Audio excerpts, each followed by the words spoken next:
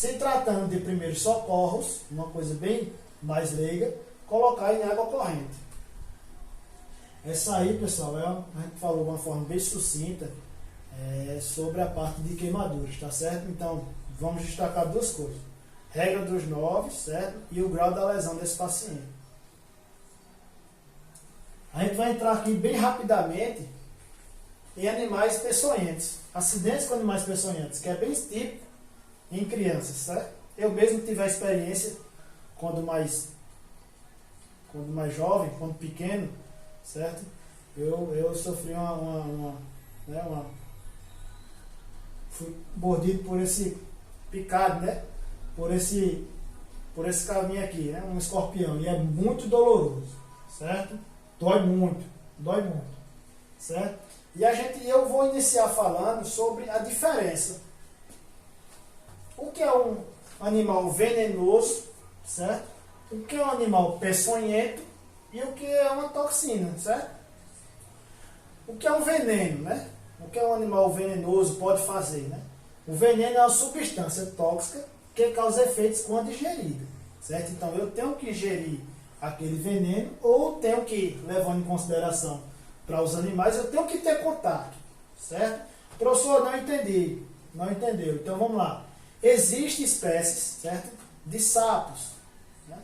Que são venenosos. Então, se eu tenho contato, certo? Com esse tipo de animal, então eu toquei nele, certo? Então aí ele vai estar me passando esse veneno. Então esse animal é um animal venenoso, certo?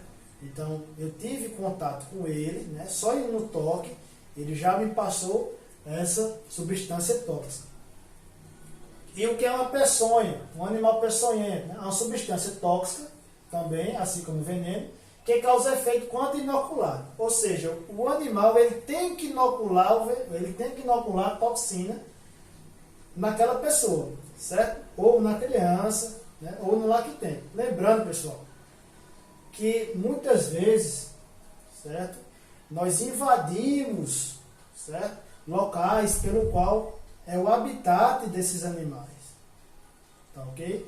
Então, isso aí é uma forma de defesa do animal.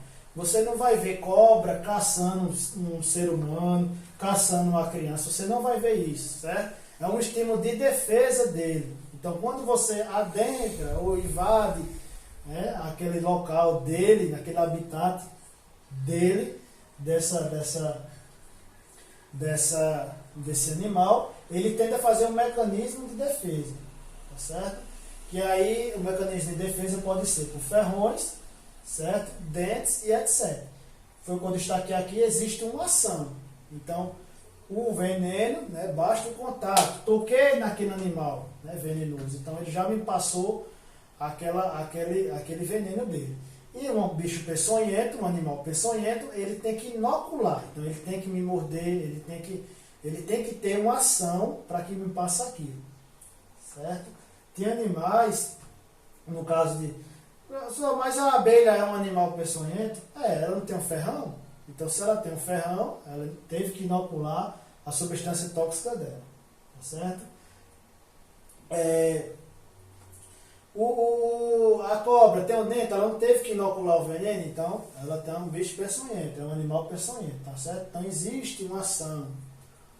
E aqui a toxina, a substância de origem biológica que provoca danos à saúde, tá certo? Como a gente falou, a diferença. E aí o que vamos fazer? Né? Abordamos, chegando lá, você é um profissional de saúde, a ocorrência, foi chamado você para a ocorrência, foi uma picada por um animal peçonhento, tá certo? É um acidente por animal peçonhento, ok? Então o que fazer? Identificar o local da lesão. Então, ao chegar no local, certo? Eu vou avaliar aquela vítima, ou a criança, certo? Eu vou localizar onde foi a lesão, onde foi aquela provável, né, inoculação do veneno, certo? Da toxina, tá certo? Evitar a movimentação, porque é muito difícil, agora me pegou, porque é uma criança, ela vai estar em movimento, isso, certo? Se for um adulto, pessoal, eu peço para ele ficar imóvel, tá certo? Por quê? O que é que tem a ver isso ficar imóvel? Por quê? Porque como a toxina foi inoculada, certo? Quanto menos movimento eu fazer, certo? Menos circulação eu vou ter no meu corpo, certo? Quanto mais eu movimento, mais a circulação no meu corpo aumenta. Então essa toxina ela vai, né, se alastrar mais rapidamente. Então eu sei que é difícil, certo? Mas eu vou procurar deixar essa criança calma, tá ok? Eu vou procurar deixar essa criança calma para que essa toxina não se espalhe tão rapidamente, certo? O que é que eu vou fazer? Vou fazer uma limpeza no local, certo? Mas eu vou esfregar? Não, certo? Eu não posso esfregar esse local. Então eu vou pegar lá uma água e sabão ou algum asséptico que eu tenho na minha unidade, na minha ambulância, vou fazer uma limpeza no local, certo? E em alguns casos usar atadura elástica. Por que usar atadura elástica? Porque eu vou ter que fazer com que o aporte sanguíneo naquele local esteja diminuído, certo? Por quê? Para, consequentemente, se eu tenho que ter menos movimentação para evitar mais a circulação no corpo, eu vou ter que usar uma atadura elástica. Lembrando, pessoal, que não é torniquete, tá certo? É uma atadura elástica, certo? Fazendo uma compressão no local para diminuir o fluxo naquele local, tá certo? E aqui, o que não fazer? Aqui eu botei o que fazer e o que não fazer, certo? Então eu vou falar para vocês, pessoal, que o mais importante do que fazer é o que não fazer, tá certo? Então o que é que nós não podemos fazer, certo? Num atendimento com uma vítima, né, por animal peçonhento, certo? Furar o local e sugar o veneno, jamais. Jamais isso. Não, fura o local da picada e suga o veneno. Não, não faço isso jamais, tá certo? Usar torniquete, não se usa torniquete, tá certo? Eu uso uma atadura elástica, pessoal, fazendo uma compressão e diminuindo, tá certo? E não substituir a sorologia por outra coisa, certo? Então, se eu chego no local, eu sou um profissional de saúde, eu vou remover, certo? Essa criança para o local de referência, tá certo? Vamos lá para os cuidados. Animal peçonhento, né? Orientação, né? Procurar pegar, né, esse animal. Não, mas eu não tenho coragem de pegar, então tira uma foto, tá certo? Porque isso vai servir muito, né, no hospital de referência para saber o tipo de sorologia que vai ser usado, certo? Então é muito importante. Se foi para o aranha, certo? Se foi para o escorpião, se foi para o cobra, certo? Então a gente tem que buscar pegar aquele animal, né, se for possível, né, para levar junto com o paciente, né, se não, em forma de orientação, orientar a pessoa a tirar uma foto, ou se realmente não for possível estar no local, o animal, ou quem foi que picou, que a gente leve, né, a criança, né, de todo jeito para o hospital, tá certo? Para ir chegar lá e fazer os exames adequados, ficar em observação de uma forma no ambiente intra-hospitalar. Se tratando de nós que trabalhamos no ambiente, né, de urgência e emergência, temos que pegar essa criança e levá-la para a unidade, né, de referência, certo? Então aqui, pessoal, outra dica também, se eu cheguei no local, a criança está lá, está chorosa, eu localizei o local da lesão, certo? Eu vou avaliar o local da lesão, vou fazer uma limpeza, eu visualizei aquele ferrão, certo? Então eu posso pegar uma faca, certo? Ou um cartão de crédito e tentar fazer a retirada daquele ferrão, tá ok? Por quê? Porque existem ferrões que existem nas bolsas, certo? Que liberam as toxinas. Então eu retirando aquele ferrão, certo? Eu vou tá tirando, né? Que aquele ferrão esteja liberando a toxina para aquela criança, entendeu? Então eu vou procurar tirar com cuidado, certo? Cuidado para não apertar ou não empurrar mais, entendeu? Esse é o cuidado que nós devemos ter, tá bom? Se por acaso a gente chegar, visualizar a lesão, tiver 2 orifícios de entrada, a gente supõe que é o quê? Uma cobra, certo? 2 orifícios de entrada. Então isso aí são coisas que no dia a dia a gente vai aprendendo e serve, né, de lição para que quando a gente chegue no ambiente hospitalar, a gente possa passar para os nossos colegas profissionais, né? Ó, foi um provável, acho que foi uma cobra, entendeu? Tem 2 orifícios de entrada, tinha um ferrão no local, eu fiz a retirada, tá certo? Então isso aí é o que a gente pode orientar, certo? Sempre monitorar essa criança, certo, pessoal? Sempre monitorando essa criança, certo? Observar a via aérea, a respiração dessa criança, fazer a limpeza no local, certo? E levar para o hospital de referência. Agora a gente vai entrar no assunto, né, como um daqueles que a gente falou, dos acidentes que é acometido com criança, certo? De grande importância e que a gente pega, certo? No nosso dia a dia. Como a nossa cidade aqui não tem praia, ok? Não tem mar, não temos acidente quanto a isso, ok? Temos acidente sim, né? Em piscinas, né? Ou em outros tipos de reservatórios, né? Então a gente vai entrar aqui no afogamento, ok? Eu botei um símbolozinho ali, pessoal, da Sobrasa. Professor, o que é Sobrasa? A nossa aula aqui vai ser ministrada, né, conforme orientações que a Sobrasa fala. Sobrasa, Sociedade Brasileira de Salvamento Aquático, tá certo? É uma sociedade bastante respeitada a nível mundial, entendeu? E eu iniciei aqui colocando duas figurinhas interessantes, certo? Aqui está duas criancinhas abraçadas, brincando na borda de uma piscina. Assim, pessoal, como a queimadura, certo? O nosso principal cuidado é a prevenção, certo? Então a gente tem que observar isso para que não gere essa outra imagem aqui, ó, da criança se afogando, tá certo? E afogamento nada mais é, né, de uma forma bem simples, do que a entrada de água em vias aéreas, certo? Então vamos iniciar com essa dúvida. 192 e 193. Certo? Um grande problema que enfrentamos é, às vezes, a dificuldade da sociedade, ok? Quanto à forma de ligação. Então, se eu chego, tem uma criança se afogando, eu identifiquei aquilo ali, certo? Então, a criança está na água, numa piscina, né, que não tem pessoas pelo qual eu posso ir lá buscá-la, ou num açude, certo? Ou numa cisterna, ou nas cidades que tenha mar, certo?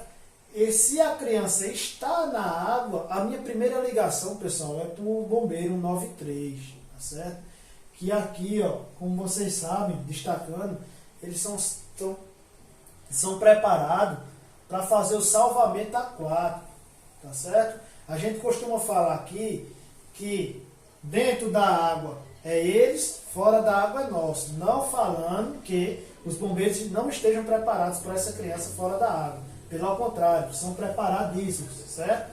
Mas o SAMU, pessoal, ele não vai chegar no local e adentrar no local da cena, certo? Pode sim, como tem outros mecanismos de salvamento, certo? E ao chegar no local, não é que o SAMU vai ficar de braço cruzado, certo? Ele pode, um profissional treinado, certo? Um profissional com conhecimento na área, ele pode usar, se ele não tiver treinamento, né, de nado para chegar até o local, certo? E salvar essa criança, ele vai ter outros mecanismos que possam ajudar a trazer essa criança, tá ok? Mas aí eu destaquei aqui as ligações. Mas eu não estou conseguindo ligar para os bombeiros. Liga para o SAMU, tá ok? Porque o SAMU vai ver outro meio de entrar em contato com os bombeiros. Ou então o SAMU vai lá tentar fazer esse resgate, tá ok? Mas assim, de uma forma bem sucinta, né? São as duas instituições que salvam, né? Que estão aí para salvar os afogamentos. Mais uma dica do dia a dia, certo? Que a gente, quando sai para atendimento de afogamento, é muito importante a presença dos bombeiros no local, ok? E aí vem a nossa conduta. E aí eu destaquei os 5 elos para a sobrevivência no afogamento, certo? Não fui eu que destaquei, tá certo, pessoal? Eu só coloquei aqui para a gente se atentar. Os 5 elos que a Sobrasa destaca também, certo? Para a sobrevivência no afogamento, tá ok? Acima de tudo, pessoal, a prevenção, tá ok? Então eu tenho que estar com aquela criança sempre com vigilância, não deixar aquela criança muito próximo da água. Se tiver muito próximo da água, ou que esteja perto dela, tá ok? Se for uma criança maiorzinha que já sai de casa, a gente mora numa zona que existe vários açudes em zonas rurais, certo? E os pais deixam essas crianças ficar indo tomar banho de açude, né? Tomar banho de algum rio. Então isso é muito perigoso, tá certo? Às vezes a gente tem um sítio que tem uma cisterna, algum reservatório de água aberto, então isso tudo é propício para acidentes. Então, a primeira coisa é a prevenção, tá certo?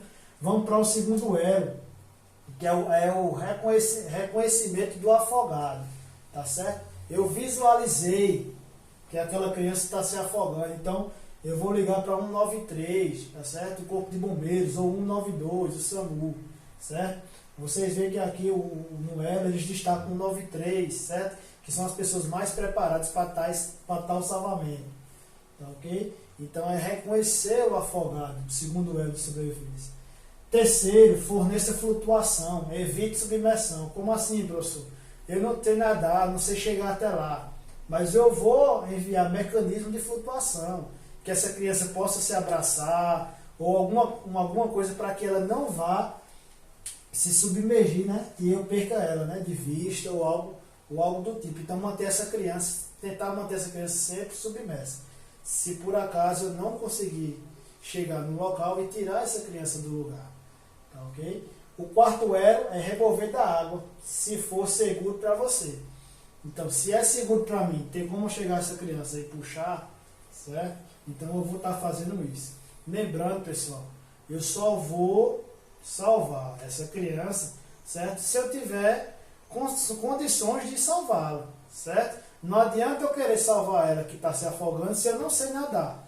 Então, em vez de eu salvar ela, certo? Em vez de eu ter uma vítima, que era ela, eu vou ter duas, certo? Que é o pai ou a mãe que desesperadamente foi buscar lá a criança que está afogada e aí acabou também, né, entrando no processo de afogamento, certo?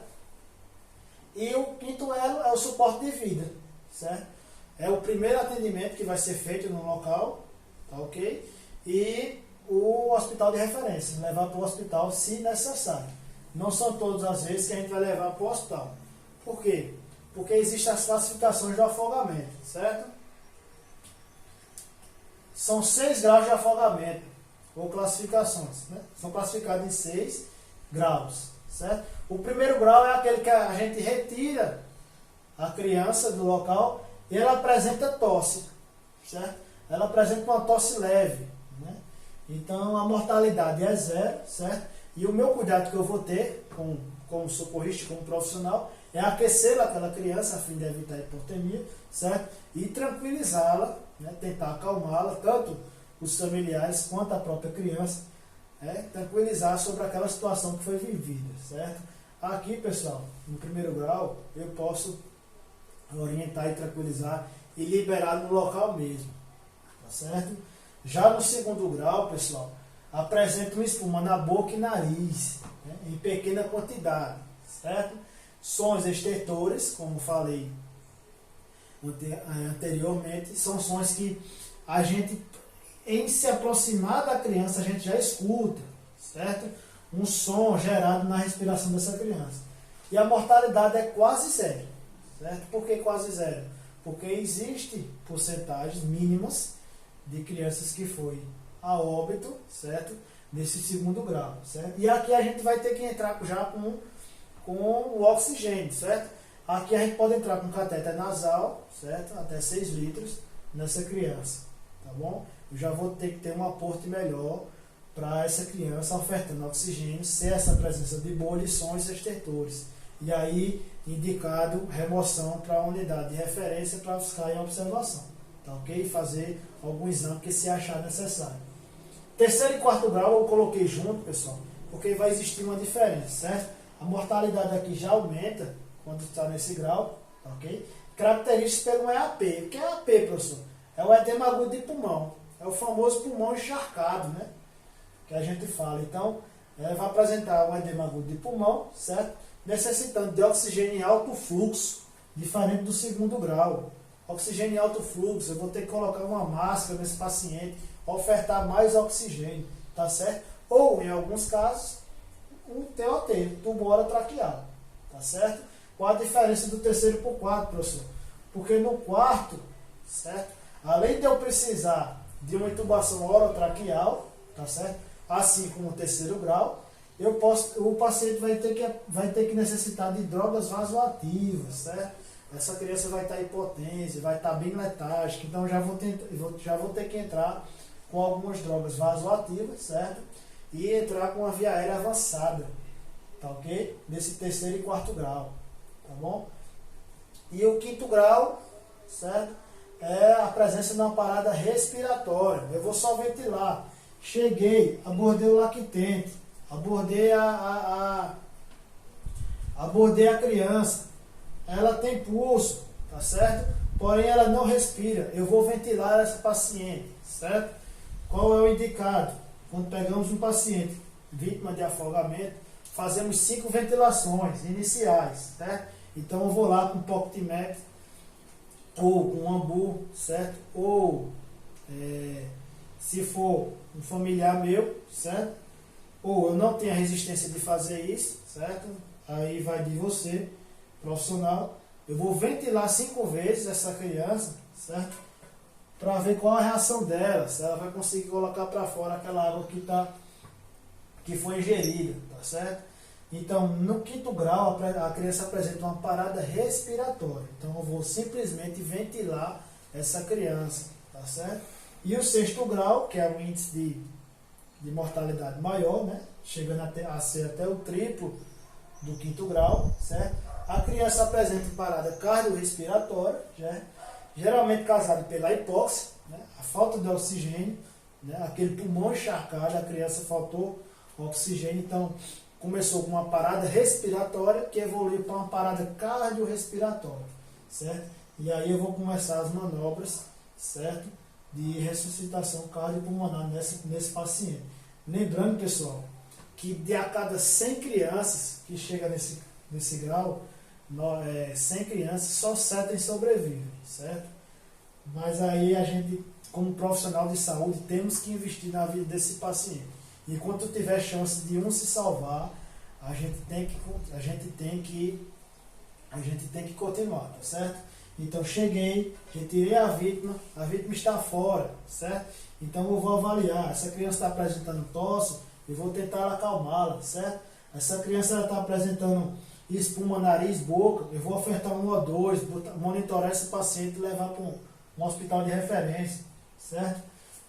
O terceiro e quarto grau, a criança apresenta um edema agudo de pulmão, tensões estertores, certo? Eu vou colocar ela em máscara, ofertar um oxigênio em alto fluxo ou se submeter à intubação orotraqueal, certo? Se eu estou num suporte básico de vida, certo? Eu vou apenas